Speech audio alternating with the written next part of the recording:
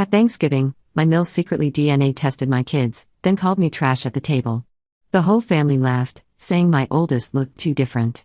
When she revealed the results, she smirked, until I said, "You were right. She's not his." She had no idea what that actually meant, until I told them the whole truth. And then? The room went silent. This has been a long time coming, and I'm still shaking as I type this. I, 38F, have been married to my husband Rick, 41M, for 16 years. We have 3 children, Sophia, 15F, Ethan, 12M, and Lily, 8F. My mother-in-law, Diane, 67F, has always been difficult. That's putting it mildly. She's the type of woman who believes her precious son could have done better than me because I didn't come from money like their family did. They're not ultra-wealthy, but comfortable enough that Diane has developed that particular brand of suburban entitlement that makes her think she's better than everyone else. The tension between us has always been there, simmering beneath awkward holiday dinners and backhanded compliments about my parenting, my career as a high school English teacher, or pretty much anything else she could criticize. "Oh, you still teach? I always thought you'd move into administration by now, or those store-bought cookies look adequate." I always made homemade treats for Richard when he was growing up. The usual death by 1,000 cuts that mothers-in-law like Diane specialize in. But what happened at Thanksgiving yesterday has forever changed our family dynamic, and I'm still processing the fallout. I never thought she would stoop so low, but I guess I shouldn't be surprised. The signs were always there, I just didn't want to see them. Before I get to the Thanksgiving disaster, there's something important you need to understand about our family. Something that Rick and I have kept private from his extended family for reasons that will soon become obvious. Rick is not Sophia's biological father. When I was 22, I was briefly engaged to a man named James. We met in college, and our relationship was passionate but volatile. I mistook his jealousy for devotion and his possessiveness for love. It wasn't until we were living together that I began to see the red flags. He would check my phone, question me about male colleagues, and gradually isolate me from my friends. One night, things turned dark. We had gone out to celebrate his promotion at work. The evening started well enough, nice restaurant, candlelight, wine.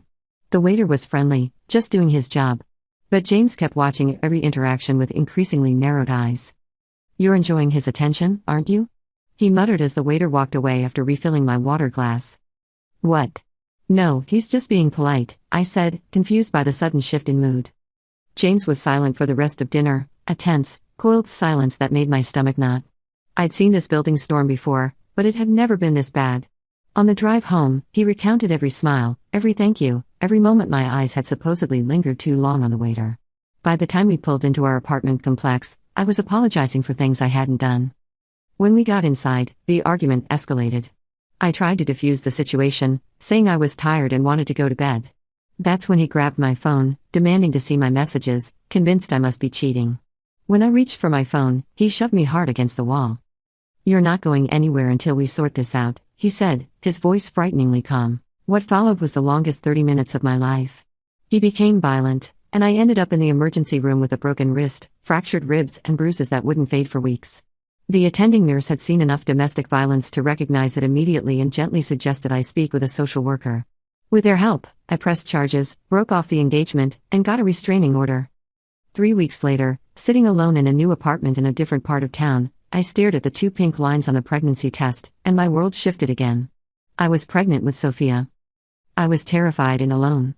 My parents had passed away in a car accident during my sophomore year of college, and I had no close family to turn to. My brother was deployed overseas, and we weren't particularly close even before that. I made the decision to move to a new city to start fresh, determined to protect my unborn child from ever knowing the violence of her biological father. That's where I met Rick. It was a rainy Tuesday in April, and I was struggling to carry a second-hand rocking chair up to my 3rd-floor walk-up. 7 months pregnant, I probably looked as miserable as I felt, swollen ankles, hair plastered to my forehead from the rain, and utterly alone. "Need a hand with that?" I turned to see a tall man with kind blue eyes and a gentle smile. He lived in 3B, across the hall from my new apartment. I'd seen him in passing but hadn't spoken to him yet. "I've got it," I said automatically, the wariness that had become my constant companion making me hesitant to accept help. He didn't push, just nodded and said, "I'm right here if you change your mind." "That looks heavy." After another flight of stairs, my arms trembling from exertion, I finally relented. "Actually, if you don't mind." Rick, though I didn't know his name yet, took over carrying the rocking chair effortlessly. As we reached my floor, he introduced himself. "I'm Rick Wright, apartment 3B. Just moved in last month." Emily Taylor, I replied, fumbling with my keys. Just moved in last week. Well, welcome to the building. It's not fancy, but the landlord's decent and the water pressure's good, he joked, setting the chair down exactly where I indicated in what would become the nursery. It could have ended there, a simple neighborly interaction. But the next morning, I found a small welcome basket outside my door with herbal tea, crackers, and a note. My sister swore by these for morning sickness when she was pregnant. Welcome to the building. Rick, 3B. It was the first genuinely kind gesture anyone had shown me in months. We became friends first, real friends. He would check in regularly, bringing me groceries when morning sickness kept me housebound well into my third trimester. When my online order for a crib arrived, he not only helped carry the box up 3 flights of stairs but spent an entire Saturday assembling it while I sorted through tiny onesies and receiving blankets. He never asked about my past or the absence of a partner, though I eventually told him pieces of my story when I felt safe enough. He listened without judgment, offering support without pressure. When my water broke at 2 a.m. on a stormy night in June, Rick was the one I called in a panic. He drove me to the hospital, waited patiently in the waiting room for 14 hours, and was the first person besides me to hold Sophia when the nurse brought her out for visitors. We started falling for each other, but Rick was careful to take things slow. He knew what I'd been through and never pressured me. Our first date wasn't even a conventional date. He helped me baby-proof my apartment when Sophia started crawling, and afterward, we ordered takeout and ate on my living room floor while Sophia slept in her portable crib nearby. He brought me a single sunflower instead of roses, saying he thought I might like something bright and resilient. He was right. We had our first kiss that night, after he'd spent 20 minutes getting a stubborn cabinet lock installed correctly. It was sweet and unassuming, just like him. By the time Sophia was 6 months old, we were officially dating, though Rick spent more time at our place than his own, becoming a constant, steady presence in our lives. He was there for Sophia's first word, Dada, ironically enough, her first steps, her first tooth. He documented everything with the enthusiasm of a parent who didn't want to miss a moment. When she turned 1, we threw a small party in the park. As Sophia napped in her stroller afterward, Rick and I sat on a park bench, watching ducks glide across the pond. I've been thinking, he said, reaching for my hand. This past year has been the happiest of my life. I smiled, leaning into his shoulder. Mine too. He turned to face me then, his expression serious but tender. I want to be Sophia's dad. Legally, officially. If you'll have me. Are you proposing? I asked, my heart racing. I'm proposing a family, he said, pulling a small velvet box from his pocket. I know I didn't help create her, but I've loved her every day of her life. I want to make it official, both with you and with her. The ring was his grandmother's, a simple solitaire diamond in a vintage setting. Nothing flashy or ostentatious, just timeless and genuine, like Rick himself. I said yes through tears, and when Sophia woke from her nap, Rick scooped her up and promised her he'd be the best dad he could possibly be. We were married 3 months later in a small ceremony at the courthouse, with Sophia in a tiny flower girl dress, chewing on silk rose petals. Rick's parents flew in for the weekend but flew back immediately after the ceremony due to his father's work commitments. They seemed nice enough, if a bit formal and reserved. I attributed their stiffness to not knowing us well, never imagining how Diane's attitude would calcify over the years. Rick legally adopted Sophia when we got married. We changed her last name to match ours, and he's the only father she's ever known. James signed away his parental rights in exchange for not having to pay child support. He wanted nothing to do with either of us after the restraining order was filed. Honestly, it was the one decent thing he ever did for us. We decided that when Sophia was older, we would tell her the truth about her biological father, but in an age-appropriate way. When she turned 13, we sat her down together and explained everything. She took it remarkably well, asking thoughtful questions and processing the information with a maturity that made me incredibly proud. She said that Rick was her real dad no matter what, and she wasn't interested in knowing James. What nobody else in the family knows is that 2 years ago, James died of a drug overdose in a motel room 3 states away. His sister contacted me through social media to let me know, figuring I'd want to be informed despite our history. Sophia knows this too, but we decided not to share this information with the extended family since it wasn't their business. Rick's parents have never known about James or the adoption. They live in another state, and when they first met me, Sophia was just a baby. Rick and I decided to keep things simple, and frankly, Diane always seemed like the type to use such information against me somehow. One more crucial detail, Sophia looks a lot like me. She has my dark curly hair, olive skin tone, and hazel eyes. Rick, Ethan, and Lily are all fair-skinned with straight blonde hair and blue eyes, taking after Rick's Scandinavian heritage. Diane has made jokes about this over the years, asking if the hospital mixed up the babies when Sophia was born, or saying things like, "It's amazing how genetics work, isn't it?" She doesn't have a single right family trait. We shut that down every time, but the comments never completely stopped. This year, Thanksgiving was at Diane and Frank's, my father-in-law, sprawling house in the suburbs. They'd moved from their modest ranch-style home to a 5-bedroom McMansion in an exclusive gated community last year, after Frank's retirement package turned out to be more generous than expected. Diane had spent most of our phone calls since then dropping not-so-subtle hints about their new granite countertops, sub-zero refrigerator, and the guest room that was always ready for the grandchildren, though some might be more comfortable than others, with a pointed emphasis I couldn't miss. The whole extended family was there: Rick's 2 sisters, Catherine, 44F, and Jennifer, 39F, and their husbands, their combined 5 children ranging from ages 6 to 19, and Frank's brother Gerald and his wife Patricia. 17 people in total, plus us 5. Things were tense from the moment we arrived. The security guard at the gate had apparently not been given our name, resulting in an awkward 10-minute wait while Diane was contacted to authorize our entry. "So sorry," she said breezily when we finally made it to the house, though the smirk tugging at her lips suggested it wasn't entirely an accident. The good help is so hard to find these days.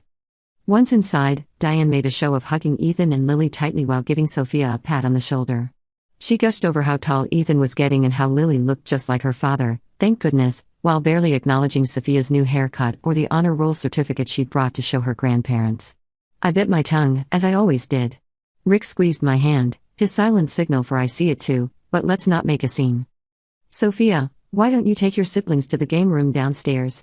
Diane suggested, though her tone made it less a suggestion and more a dismissal.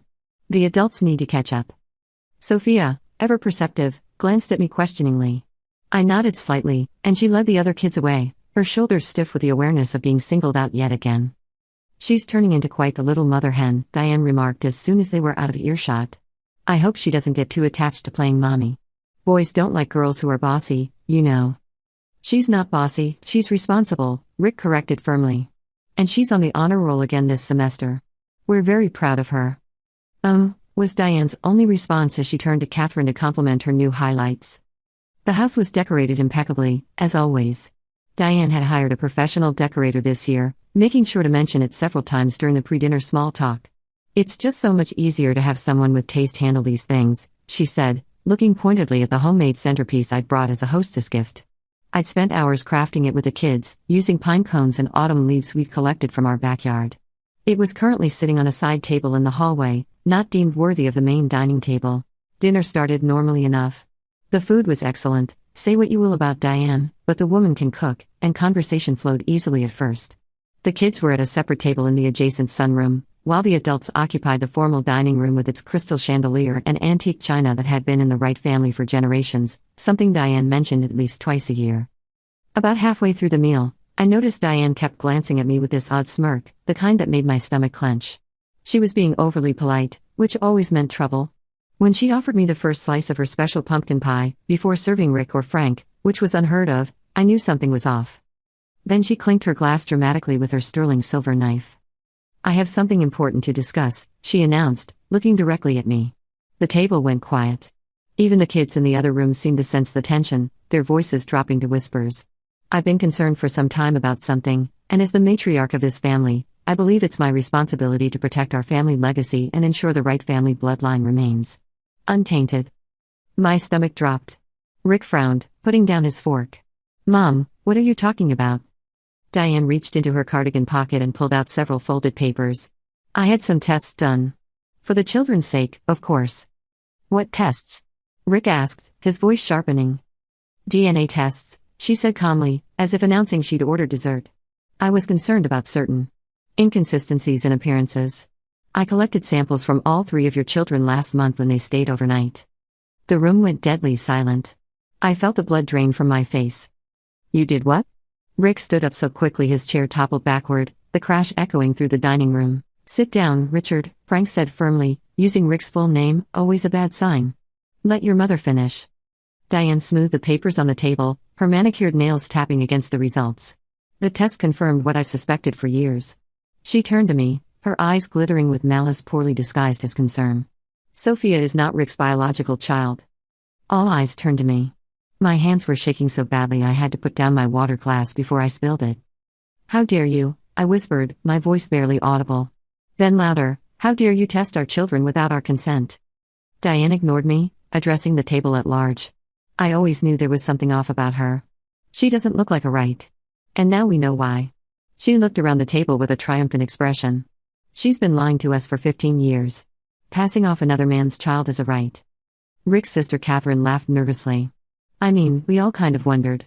Sophia looks so different. I always said she didn't look like she belonged, agreed Jennifer, who had made similar comments over the years. Poor Rick, said Frank, shaking his head. Raising another man's child all these years without knowing.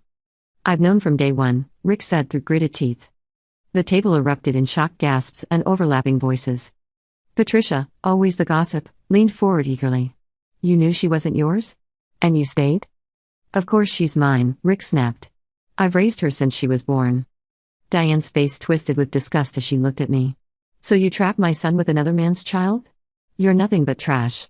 White trash that fooled my son into raising your bastard. The room exploded with overlapping voices, some defending Diane, others looking uncomfortable but not speaking up. Rick was shouting at his mother while Frank was yelling at Rick to respect her. Gerald looked like he wanted to disappear into his mashed potatoes, and Patricia was frantically texting, no doubt spreading the drama to her own family in real time. From the other room, I could hear Sophia ask, "Why is everyone yelling?" And my heart broke. I couldn't let her walk in on this. I stood up slowly, my chair scraping against the hardwood floor. The sound cut through the chaos, and everyone fell silent again, staring at me. You're right, Diane, I said, my voice surprisingly steady despite the adrenaline coursing through my veins. Sophia is not biologically Rick's daughter. Diane's face twisted into a smirk. Finally, the truth comes out. I continued, and Rick has known this since before we got married. He legally adopted her when she was a year old. The smirk faltered slightly, but she rallied. So you admit you lied to this family for over 15 years? You've been passing off another man's child as a right? Did you cheat on my son? Something inside me snapped.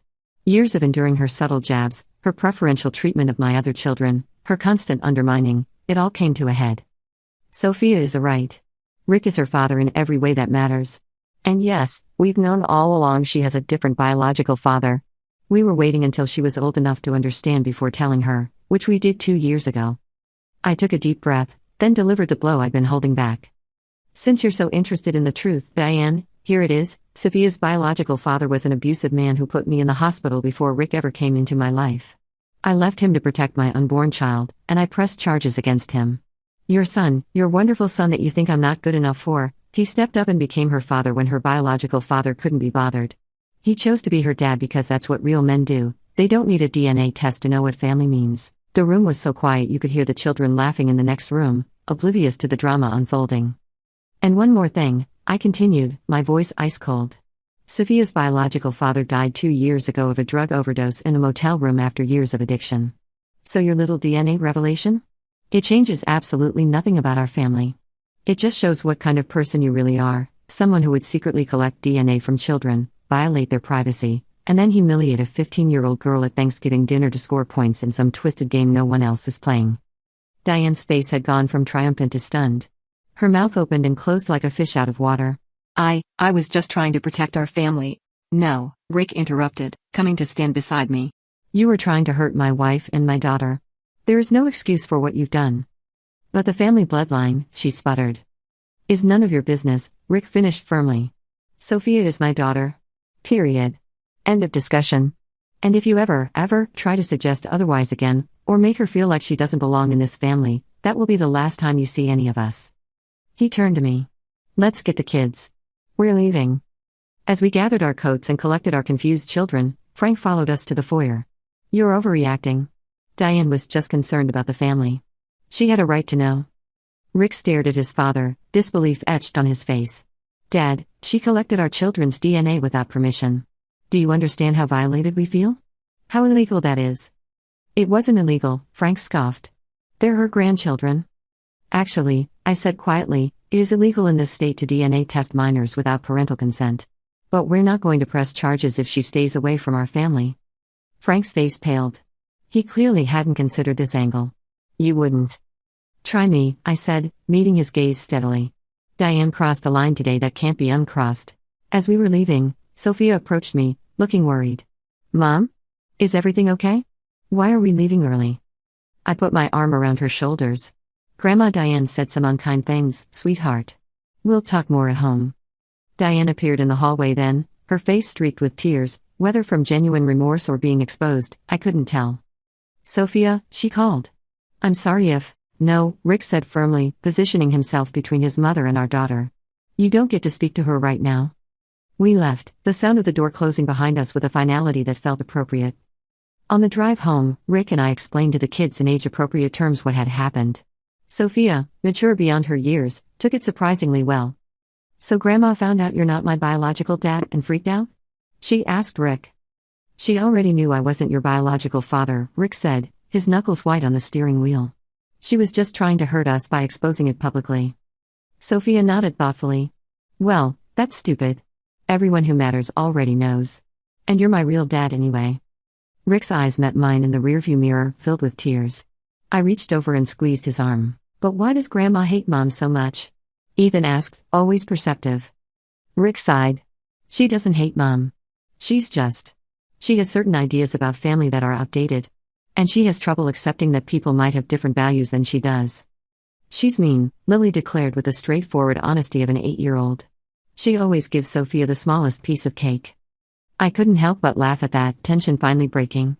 "You noticed that too, huh?" "Everyone notices," Sophia said, rolling her eyes. "Grandma's not exactly subtle."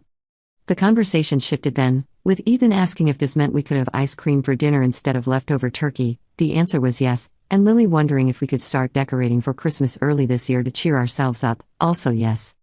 By the time we pulled into our driveway, the mood had lightened considerably. We ordered pizza, built a blanket fort in the living room, and had an impromptu movie marathon. Watching my children laugh together, I was struck by how resilient they were, how resilient we all were as a family unit. Later that night, after the kids were in bed, Rick and I sat on the porch swing, wrapped in blankets against the November chill. Our breath created small clouds in the cold air, and the neighborhood was quiet except for the occasional distant barking of a dog. The string lights we'd hung along the porch railing for the fall season cast a soft, warm glow over us. "I'm so sorry," he said, his voice breaking as he stared out into the darkness. "I never thought she'd go this far. Collecting DNA from our children. It's not just crossing a boundary, it's obliterating it." "It's not your fault," I assured him, resting my head on his shoulder. "You can't control what she does." "No, but I should have set firmer boundaries years ago. All those jokes about Sophia's appearance, the way she constantly excludes her from family traditions. I kept making excuses for her behavior, thinking she'd eventually come around, that she'd see how amazing Sophia is if given enough time." He sighed heavily, rubbing his temples. "I was wrong. I've been wrong for 15 years, and Sophia has paid the price for my cowardice." "Hey," I said, turning his face toward mine. "You are not a coward. You stood up for us today when it mattered most. You chose us, chose our family, over her manipulation. I should have done it sooner. Maybe. But you did it. That's what matters." I paused, considering my next words carefully. "You know, in some ways, maybe this needed to happen. Now everything's out in the open. No more walking on eggshells, no more pretending not to notice the little digs and slights." He nodded slowly. "You're right. It's almost relieving, in a weird way. Like this weight I didn't even realize I was carrying is finally gone." We sat in companionable silence for a while, the swing creaking gently beneath us. From inside, we could hear the faint sound of Sophia's music drifting from her bedroom window. The familiar melody was comforting, a reminder of the normal, loving home we'd built despite the chaos outside it. "What do we do now?" I finally asked, voicing the question that had been hovering between us all evening. Rick took my hand, intertwining our fingers. "Now we prioritize our kids and their well-being. Sophia knows we're in her corner. That's what matters most." "And your parents?" "They've made their choice," he said firmly. "They chose their prejudice over their grandchildren. I won't subject our kids to that environment anymore." I nodded, feeling a mixture of sadness and relief. "I agree.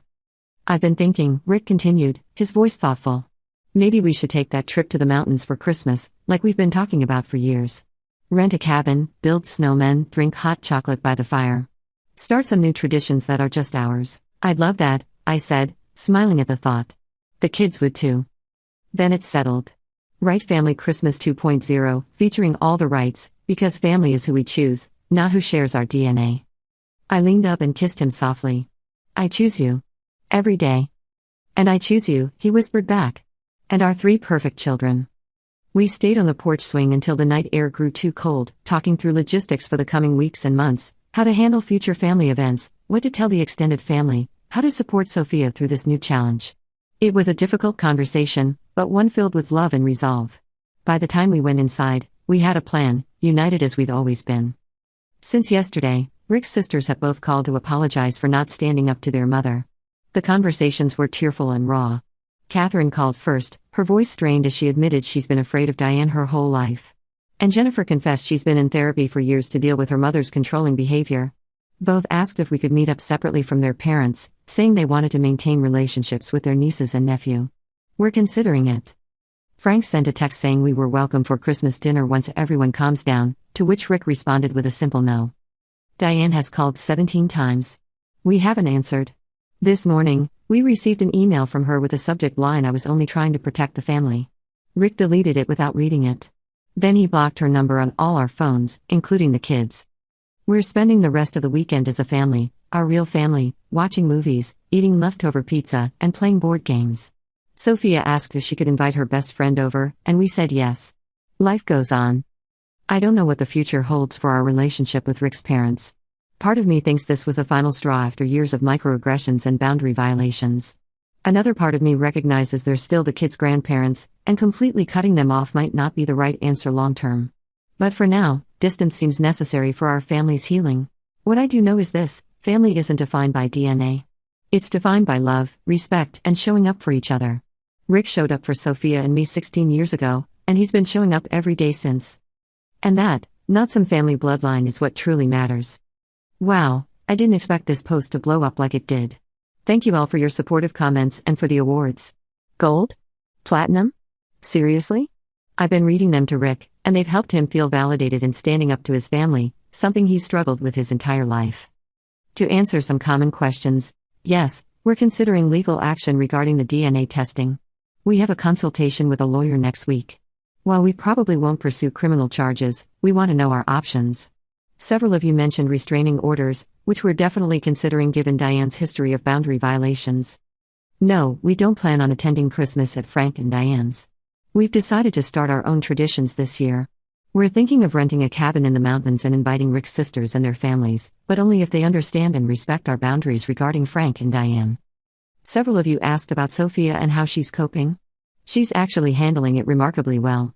This afternoon, she said something that made me so proud. "Mom, I'm kind of glad Grandma did this. Now everyone knows the truth, and we don't have to pretend anymore. Plus, I got to see Dad stand up for us." Kids are resilient, especially when they know they're loved.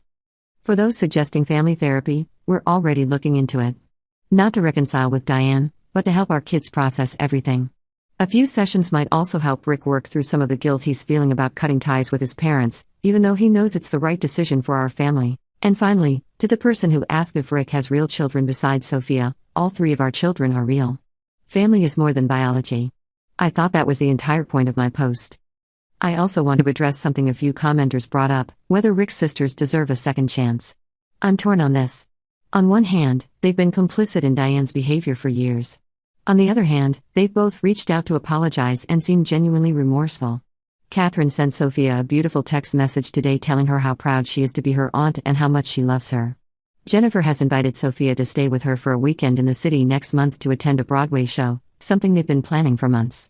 So for now, we're cautiously maintaining those relationships while establishing clear boundaries. Many of you asked what kind of grandmother would DNA test her grandchildren without permission. I wish I had a logical answer, but I don't. Diane has always been controlling and status conscious. I think in her mind, the Wright family name carries some kind of special significance that must be protected. It's ridiculous, of course, they're upper middle class suburbanites, not royalty. But in Diane's world, appearances are everything, and Sophia has always been a visible reminder that her perfect son made choices she didn't approve of. What's ironic is that if Diane had simply accepted Sophia from the beginning, we probably would have told her the truth years ago. But she showed us who she was through her behavior, and we protected our daughter accordingly. I don't regret that for a second. Thank you all for the support and advice. It means more than you know to feel validated after years of doubting myself in the face of Diane's manipulations. I'll update again after we speak with a lawyer. Edit, Gold? Platinum? Thank you, kind strangers. Never thought my family drama would earn me Reddit awards, but here we are. Life is strange sometimes. Edit 2, to clarify for those asking, yes, Sophia knows everything about her biological father, including his death. We've always been honest with her in age-appropriate ways. She's been in therapy since we told her the full story at 13, and her therapist says she's processing it all in a healthy way. Sophia actually said yesterday that she's grateful to have a dad like Rick who chose to love her rather than being stuck with a biological father who was abusive. Edit 3. A few people have asked why we didn't tell Rick's family the truth from the beginning. Honestly, we considered it many times over the years. But every time Diane made one of her jokes about Sophia looking different or not being a real right, it reinforced our decision to keep the information private. We were protecting Sophia from exactly the kind of reaction that ended up happening anyway. The difference is that now she's old enough to understand and process it, rather than growing up feeling less than because of something beyond her control. Final edit. I've read every single comment, all 3.7k of them, wow, and I'm overwhelmed by the support. For those concerned about the legality of DNA testing minors without consent, it varies by state, but in many places, it falls under laws regarding unauthorized genetic testing or invasion of privacy. We've spoken with a lawyer who confirmed we have grounds for action, but we're still deciding if we want to put the kids through that process. For now, we're focusing on healing as a family and establishing new boundaries with Rick's relatives. Many of you have shared your own stories of family estrangement or complex family dynamics, and they've been both comforting and illuminating. It helps to know we're not alone in choosing family peace over family obligation. Thanks again, Reddit. You've given me strength I didn't know I needed.